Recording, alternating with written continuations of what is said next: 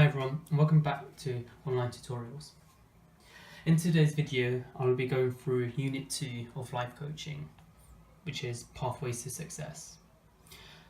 Just a reminder, in the last video, we went through the introduction to life coaching, how it differs from mentoring, counselling, and consulting.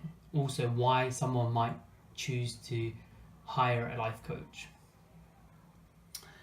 But in today's video, we shall focus on pathways to success. First, by starting off with what is success in the context of life coaching. First of all, success is an individual concept and it's uniquely defined by the client. So it's for this reason, you as a life coach should help the client ascertain what success means to them. Now, success is influenced by some following factors. I've drawn out success here in the middle of this page, and we'll go through the factors now and what influence success for the client. First thing is it's influenced by the client's values. So we'll write the client here. Client's values, perceptions, upbringing, and the social world. In other words, their surrounding. The concept of success is fluid, so it constantly changes and shifts to meet individuals' life circumstances. For example, how you define success when you're 18 differs from how you define success when you're 40. So the key thing here is success is a fluid concept, meaning it's susceptible to change. Another thing or factor that success is influenced by is the fact that it's not always measurable. We aim to always set realistic or achievable goals, but sometimes the measurement of success is quite subjective, and the client can define this. So to put in a nutshell, it can be quite subjective and therefore not measurable.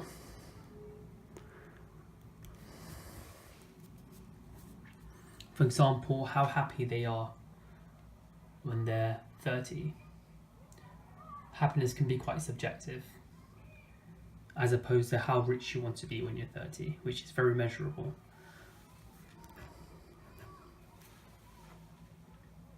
Also, success is usually worked towards. It's planned in advance with strategy initiated. So, in other words, we can say it's ongoing in some sense.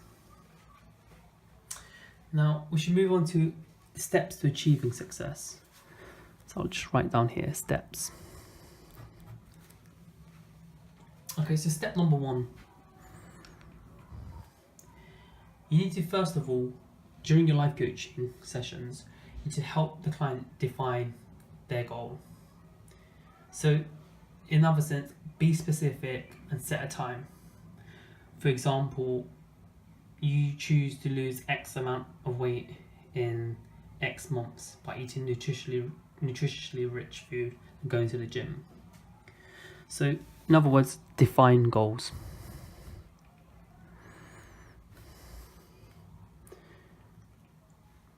So that means being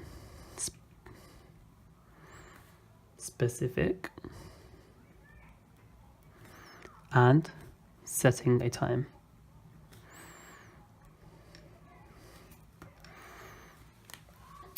The second step is to identify obstacles.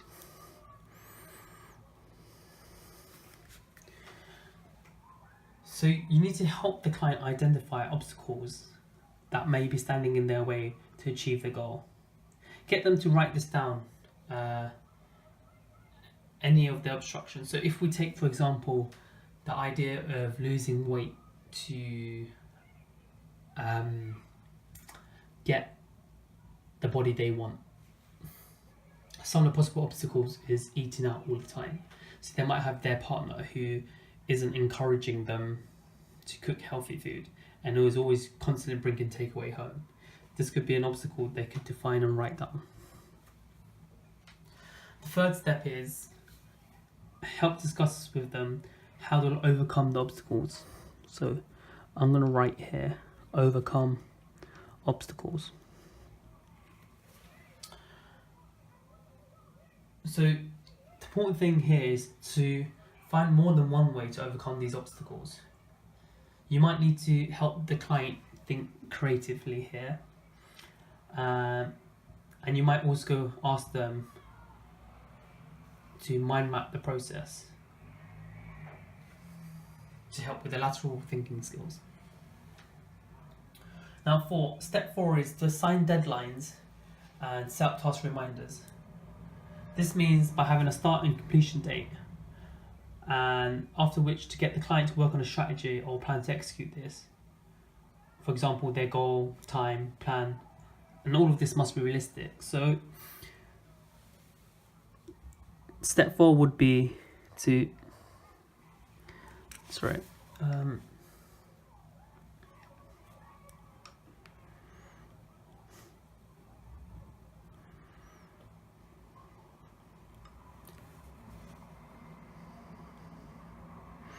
assign deadlines of tasks and set up task reminders. Step 5, actually follow the plan.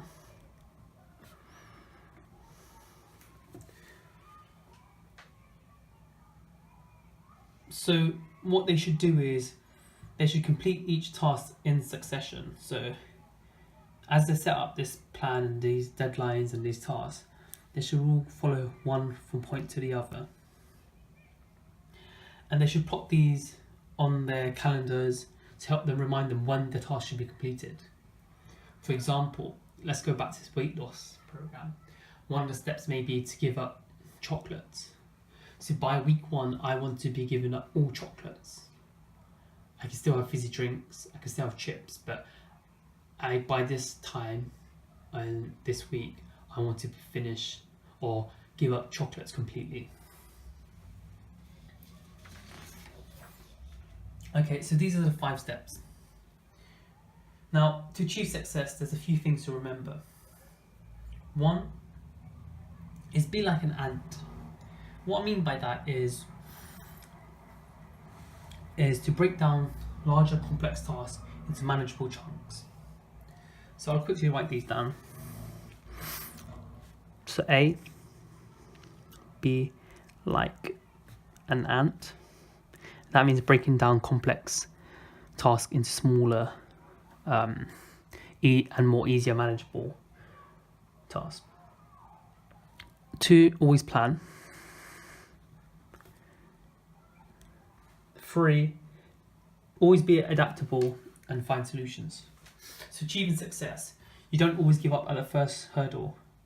Overcoming these challenges breeds resilience within the mentee or your coachee, and it's always important to find different solutions sometimes, because one solution for one person may not work for another. So find solutions.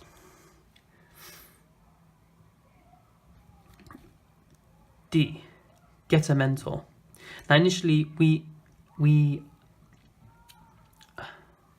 define what a mentor is. It's an expert providing their expertise onto someone else. So in this weight loss goal, it would be perhaps a personal trainer. They own expertise on getting the body and health and the fitness goals for others and for themselves, and they should be the mentor that you go to if your client's goal is to lose weight. And the last thing is to reward yourself when you complete these tasks. So it may mean once you achieve this body weight loss, you reward yourself by going on a holiday. Okay, So now we're talking about success. So first of all, what is the concept of success within this context? Steps to achieving and defining these goals, and shaping this pathway, and then a few things to remember when you're trying to achieve success. So now we'll focus on the client a bit more. So the first thing you need to do is find out where the client is at now. So in order to build a picture about the client, you need to find out more about their life and where they are now. So this is the client. You need to get some insight into who they are, how they think, and some background of their current choices.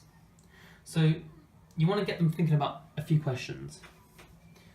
For example, what do they enjoy doing? What makes them tick?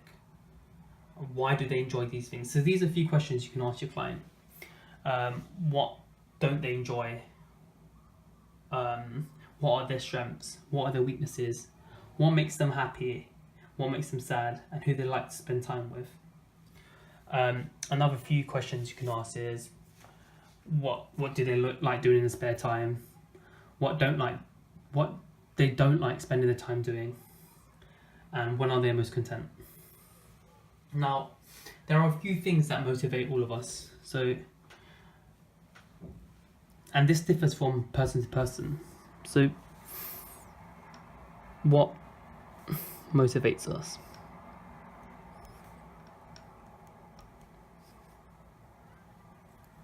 Just a minute ago, I listed a few questions to possibly ask the client, and this may help you find out what actually motivates them. So one of my questions before is, what are their strengths and what do they enjoy doing?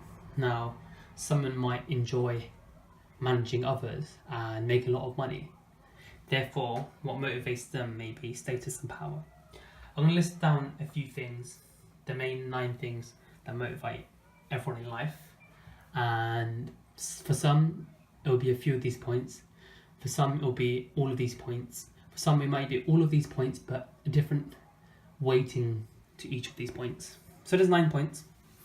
I'll write them out now.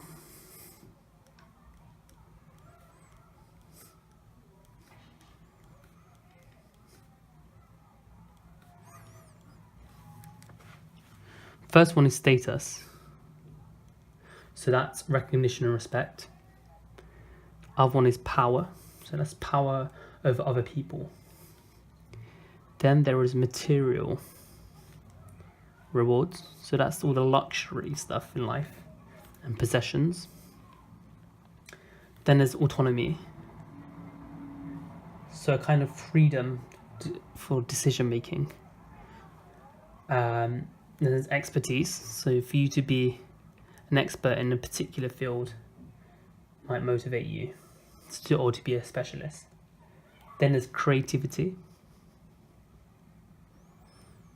Doing something new or an exciting idea. There's affiliation. What I mean by that is a relationship fulfillment. So it's for someone, it might be finding the love of their life. Might be the main thing that motivates them to do what they do.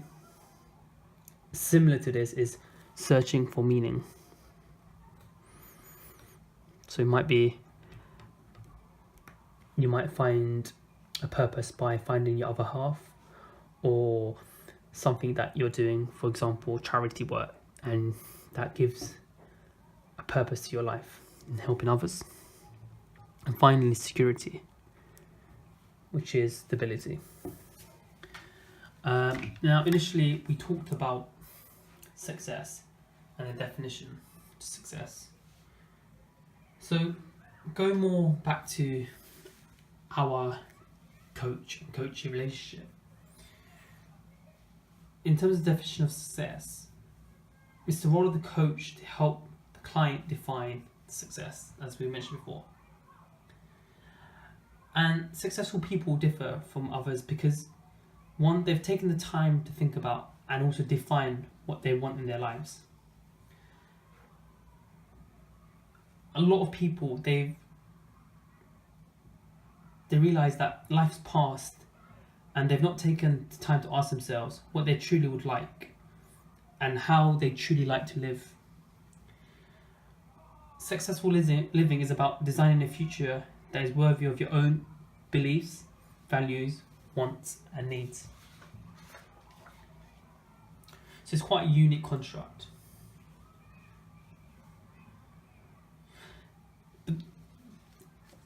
In these successful goals that you want to achieve, the client needs to be made aware that there's a price to pay for accomplishing the goals and achieving success.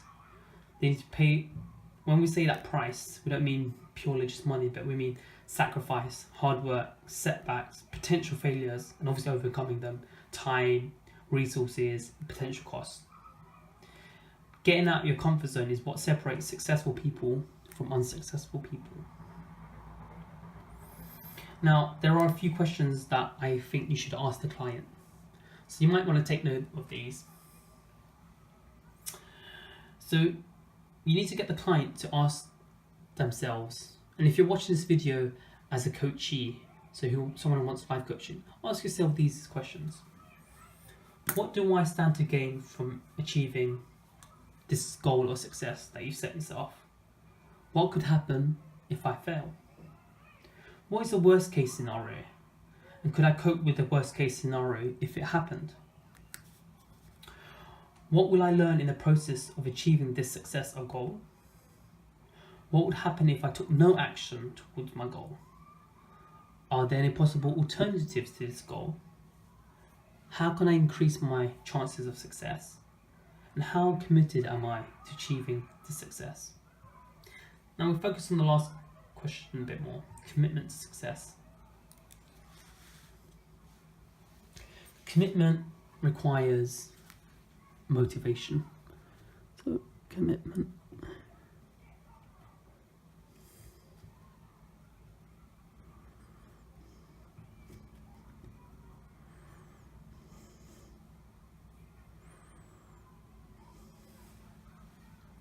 Now, it's important, obviously, you set your goals, you plan everything, but the client needs to be very committed to achieving their goals.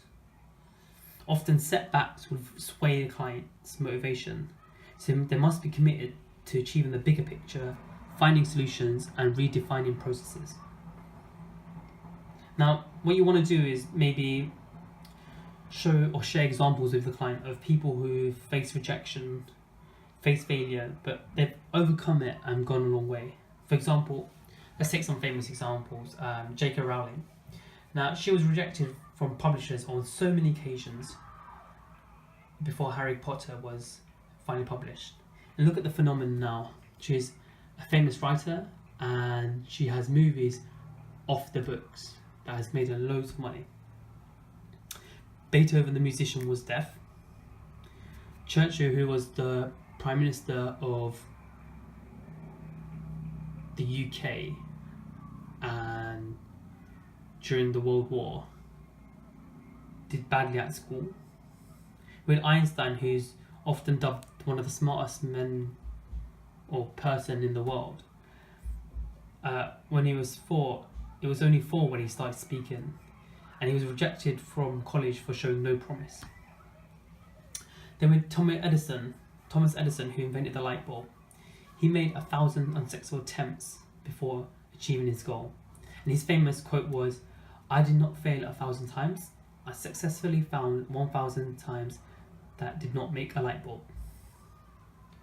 Now, in terms of showing commitment, okay, so the main thing for commitment is due to the important why factor. Commitment forms tenacity and dedication, and it can only be done when we have a true, authentic belief in a goal. The goal must come within and not from family and friends. So if your friend has a business idea, if you're not truly committed within yourself, you will not be committed to that goal. Commitment is a social desirable trait that reinforces our belief in ourselves and the belief that others have in us. So Commitment then fosters motivation. But motivation needs to be developed. And how do you develop that? How to develop. So I didn't note anything down on the commitment to success, but I hope you've taken note of what I've said. If not, just rewind it back 2 minutes and maybe you can take something down. So motivation, that's a key thing here. It's like a muscle. You need to harness it and use to build it. And it grows through constant usage. So you become more motivated when you're more productive and you accomplish more things, and you become even more motivated and you keep spinning and spinning and spinning. And there's a number of tips to develop motivation. One is to set attainable goals, so goals that you can actually achieve.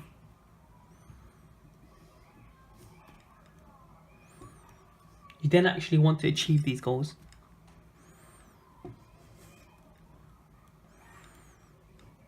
And like we compared it to a muscle, these first goals should be small. You don't go into the gym trying to bench the most heaviest weight because you'll end up failing. You set these small goals. I want to bench a small amount, and eventually there's motivation. As you achieve this goal, I want to achieve the next goal. You look back and you tell yourself, when I first entered the gym, I couldn't bench this much, and now all of a sudden I'm doing XYZ, which was bigger than XY. And that will develop your motivation. That kind of relates to focus on what you can do. Mainly focus on the now. Also use affirmations and focus on past achievements.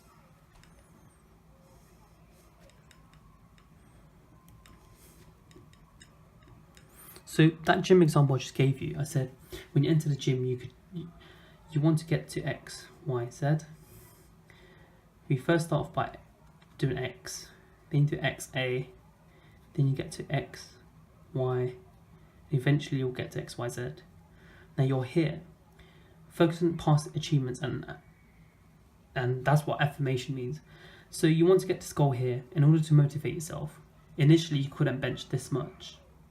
You started here, but you achieved that goal. So you look back and think, I achieved this goal. Now you're achieving this goal. Eventually you should get to this goal.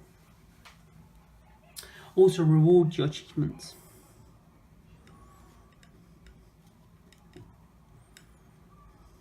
This is very important. Now, successful people set goals, and really successful people write them down. So when you do have a goal and with your client, make the client write this down, not you.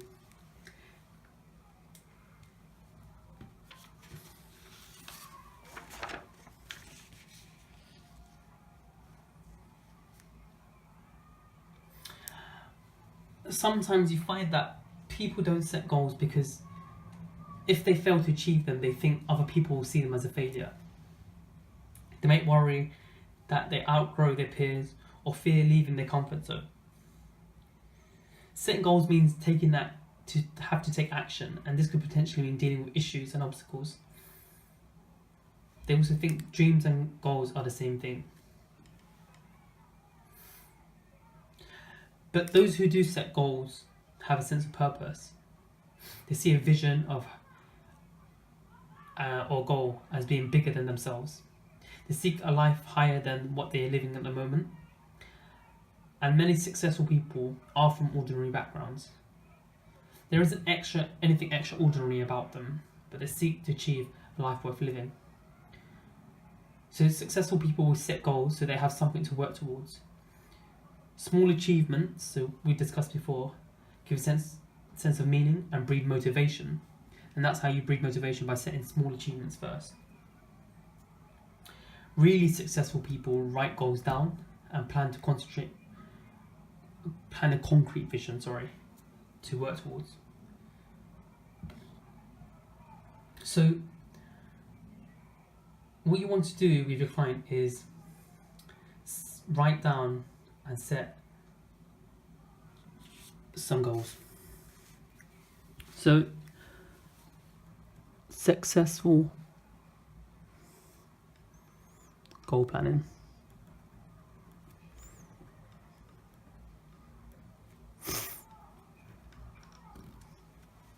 Okay, so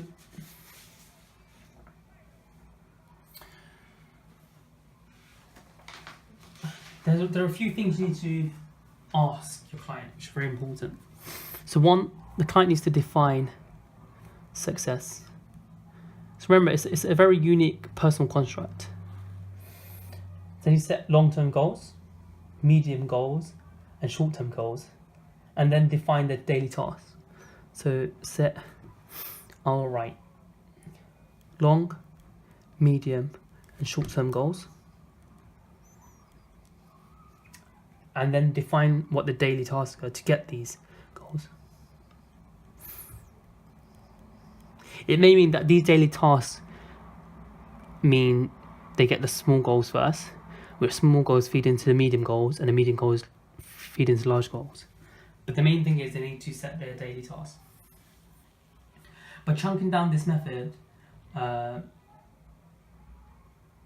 clients can actually visualize the bigger picture, and then they can set more realistic micro goals to work towards.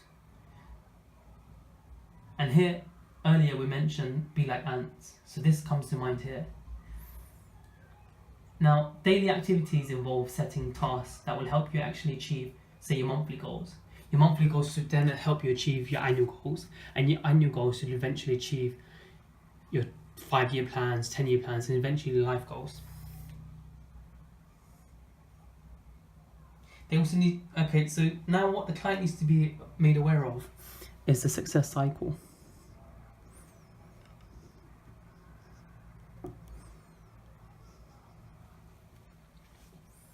So clients need to be aware of this, and there are 4 steps in helping move forward and achieving goals.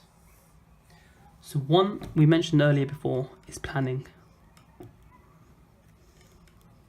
2 is taking action. 3 is receiving feedback.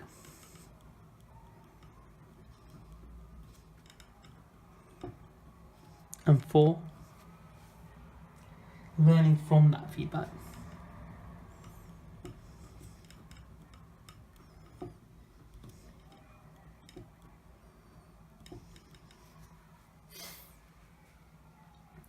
It's important to plan, take action, and learn from feedback and any mistakes. Client needs to know and accept mistakes and accept that they will happen.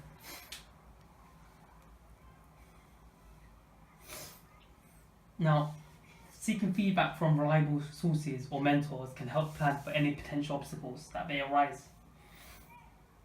It doesn't matter how clear or well defined the plan is. There may be mistakes, obstacles, and oversights that will exist. For this reason, it's important to show self-compassion for any mistakes and then develop a strategy to overcome them. Now, the key here is to be very adaptable and flexible.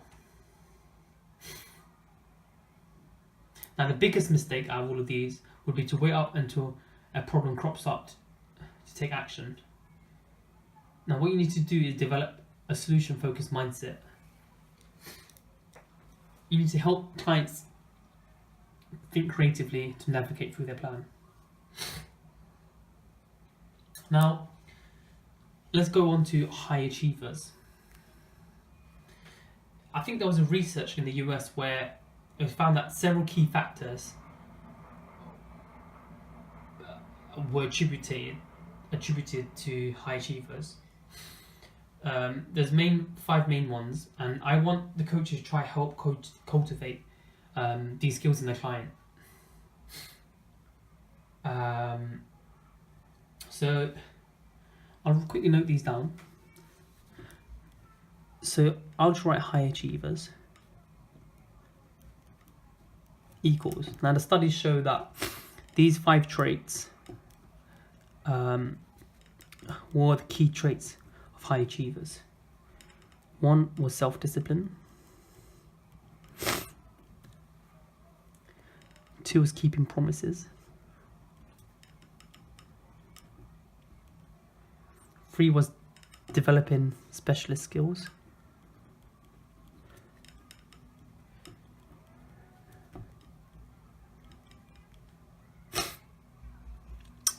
4 was collaborating and bringing the best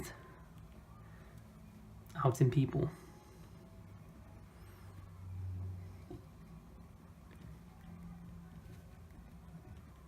Out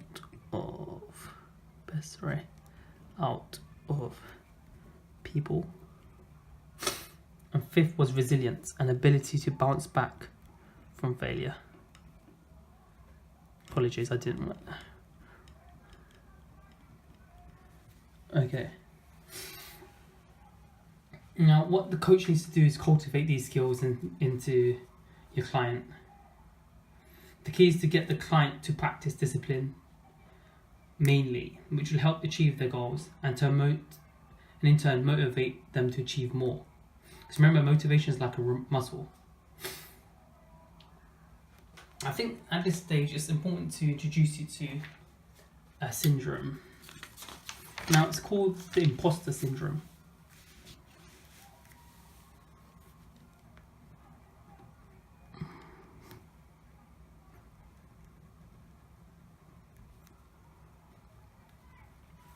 Now, this was coined by 2 American clinical psychologists in the 1970s, and it's usually for high achieving individuals. They feel that they haven't achieved their goals through their own capabilities or have confidence in their own skills, and rather fear being exposed to phony. So the common consensus is that individual feels like a fraud or a fear of being found out because they don't feel the skills that got them to where they are is actually attributable to themselves. And it's actually quite prevalent amongst very high achieving professionals. Although women tend to feel it more than men, it's present in both sexes. So you need to understand that this is a syndrome that is quite real and prevalent.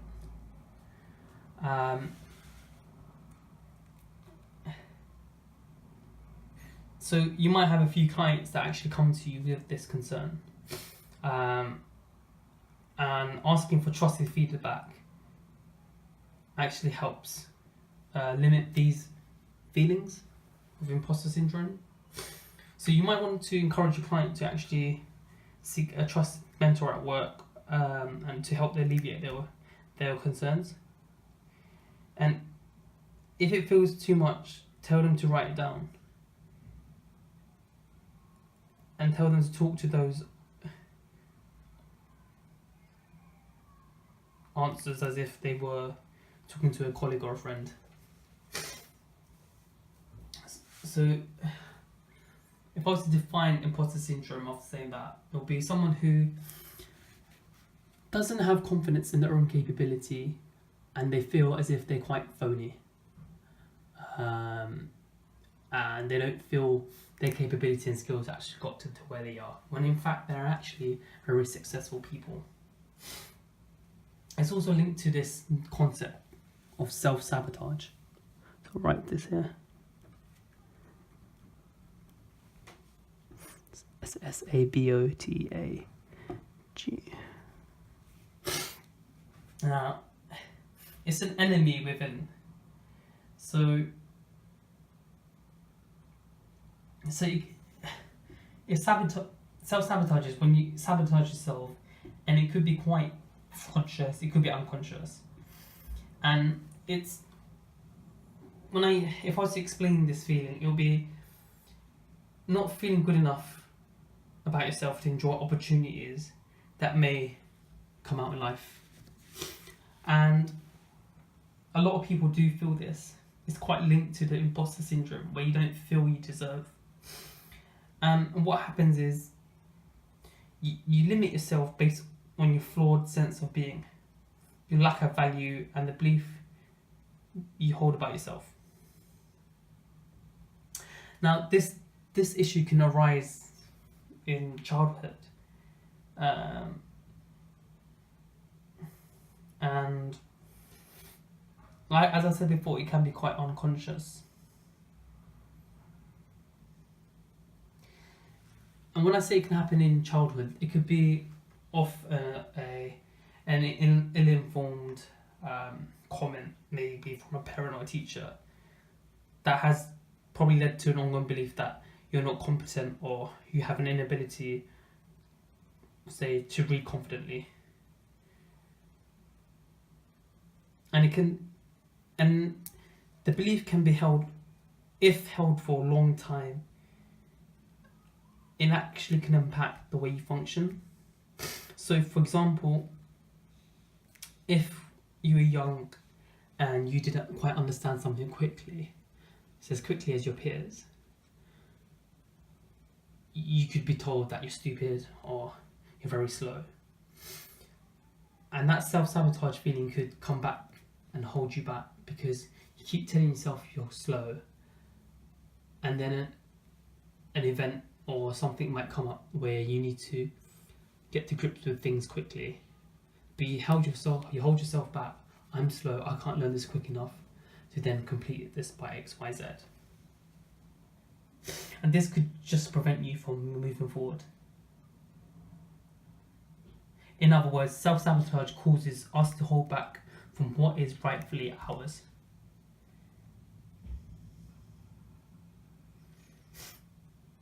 And so, to self-sabotage, you need to first see it for what it is. And so, you're held accountable for your own behaviours, and therefore you need to thoroughly examine yourself and where self-sabotage may affect you as an individual.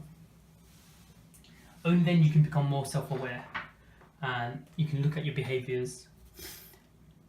And then once you're bringing this unconscious awareness into conscious awareness, you can prevent that cycle. So what I'm trying to say here is, you as a person, or even your coachee, might have a self-sabotage feature. The important thing is, you need to help the client to become more aware of their self-sabotaging behaviours. Now, reflection as a coach, you'll also become more self-aware and identify your own patterns. So sometimes, as a coach, it's good for you to put yourself in the client's shoes and go through it yourself to become more aware of you and yourself. And once you go through that process, it might be easier for you to then help someone else go through that process.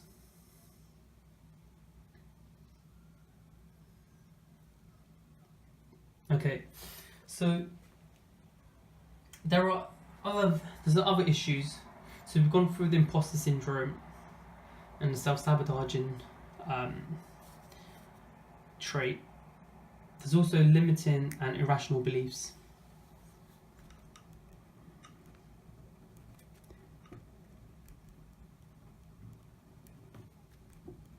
Now, what all these three that I've just discussed are things that hold back the client from wanting more. And they really need to be discussed. You may need to discuss this with yourself as a person as well. Now, limiting beliefs are beliefs that hold us back. They're actually quite unconscious. And it could cause you to discredit your achievements or even your own personal mission in life because of the fears you tell yourself. And you kind of imprison yourself with all these fears and lies, and therefore any limiting beliefs that you have need to be changed for you to be very authentic and to achieve your goals with more ease. So, for example, the obvious limiting beliefs could include feeling lazy, feeling like a failure, or worrying that you won't succeed, or believing that you're not worthy of anything good. Now, you need to be very objective as a coach against your clients' limiting beliefs. Challenge them to be a bit more realistic in thinking. Also, understand where the beliefs you have to come from can be helpful, and utilize other empowering beliefs in their place.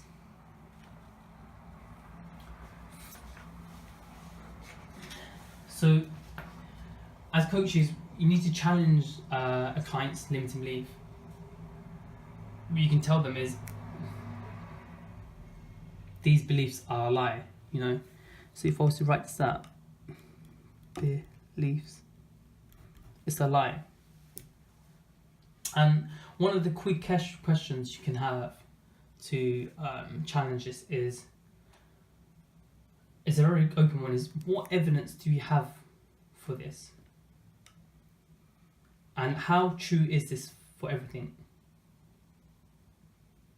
Because what you tend to have is, in these limiting beliefs, a client would make one mistake and they might pass on to everyone or paint everyone with a paintbrush. For example, a client may believe relationships don't work because 2 or 3 of the relationships they had were really bad ones, and they feel that all men might be cheaters or all men are not loyal just from the 2 or 3 they've had, and they apply it to everyone. So you ask them, what evidence do they have for this, and how true is this for every man or every relationship? This is just an example. Now, what you want to do is use the downward arrow technique. So I'll write that down. Maybe you could do a bit more research on it, but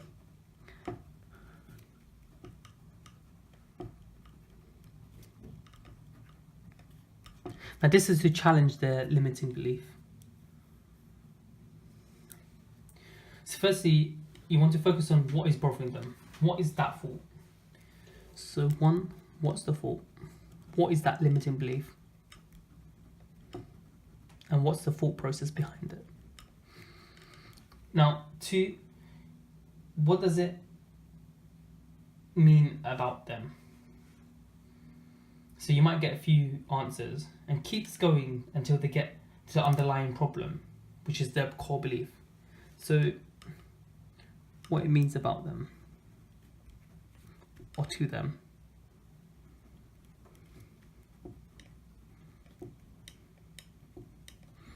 And you want to let them keep exploring this. Now, beliefs can be positive, and so you keep them, but when they are limiting or hinder us, it's very important to uncover and challenge them. Now, the main fears within us are usually quite irrational. So when you do have like a negative belief, you need to think of something that's quite thought stopping. So sometimes it might be saying stop to yourself when a negative thought comes to mind. And look for positives, or think something positive, or get yourself out of that space to help bring in positive thoughts.